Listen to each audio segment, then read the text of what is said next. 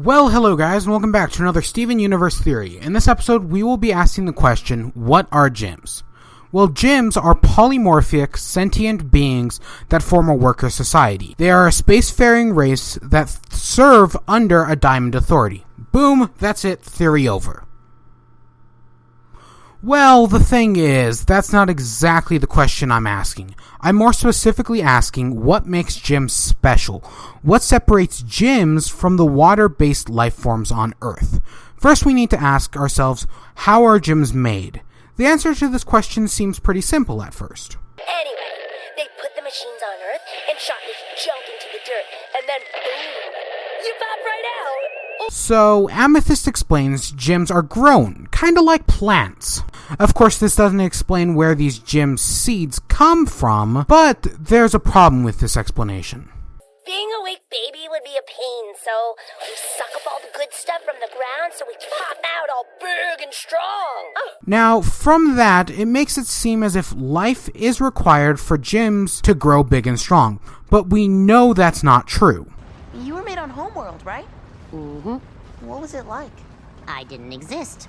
Then I did. From what we know, Peridot was grown on Homeworld, and we can be almost certain that there is no water-based life on Homeworld. If anything, life on Earth isn't required for gem production at all. So if life isn't required, then we need to ask what is. My first thought was, what if water was required? But again, that goes hand in hand with life, so I highly doubt that. Another thing that made sense is that what if gem creation required the colony planet to have an active core? But when I first looked at the completed Earth colony, I thought that based on the colony structure, there was no way that could be true. But as I looked at the image farther, I realized something, so stick with me here. Now, if you look at the completed Earth colony, you see these spires. Let's assume these spires are kindergartens. Now, if you look into the interior of the colony, you see these pillars. Notice how each of these pillars connect to one of the towers in the core of the colony. This leads me to believe that these pillars are pumping molten hot magma from the core to the kindergarten. Of course, these pillars could also just be connecting kindergartens to the core of the planet to gather resources, and due to the colony's building process, the core could have solidified. Now, I'm going to go with the former of these two ideas because it makes more sense in the long run, and even though they are both viable, I'm sticking with the former. We now have an almost concrete piece of evidence for what is required for gems to be formed. But what about the rest? A finished Earth colony.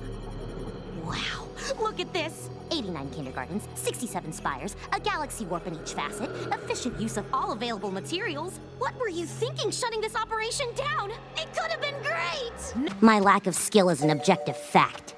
I'm an Era 2 Peridot. I'm new. Resources are dwindling on Homeworld. They can't make gems like they used to. That's why they give Era 2 Peridots technological enhancements. Because we don't have powers. And there we go. That's literally everything else we need to know for the rest of this theory. Now, at the beginning of this episode, I asked, what are gems?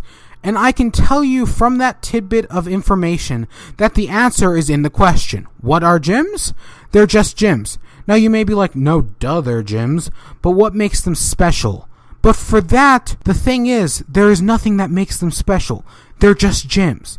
Now, if you don't know how gems are made, when magma rises to the Earth crust, the magma mass can cool slowly, forming a crystalline structure.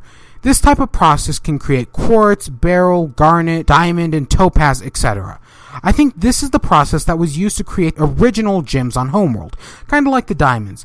I think there is something special about the Homeworld's planetary core that allows it to form sentient life out of crystallized magma. This process may be used on gem colonies. I think there's a little bit more going on. Because kindergartens on colonies have injector drills, we have to ask, what is the material that is injected into Earth? Well, let me tell you about another way gems are made. When igneous and sedimentary rock is put under extreme heat and pressure, it can change its form. It can even change its crystalline structure.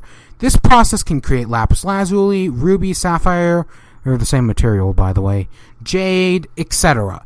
This leads me to believe that there is a strong possibility that the material injected into the ground is parts of shattered gems.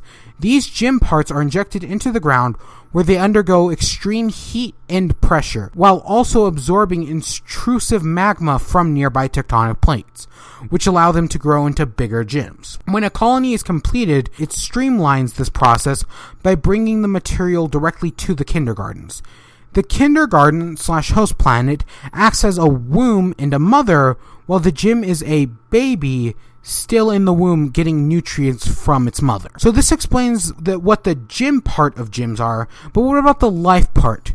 To be honest with you, the life part of gyms works the exact same way as life on Earth. Let me tell you, the number one goal of life on Earth is to reproduce. What do gyms do? They conquer planets with more resources so that they can increase their numbers, reproducing basically. Life on Earth is able to adapt. It can evolve, it can survive.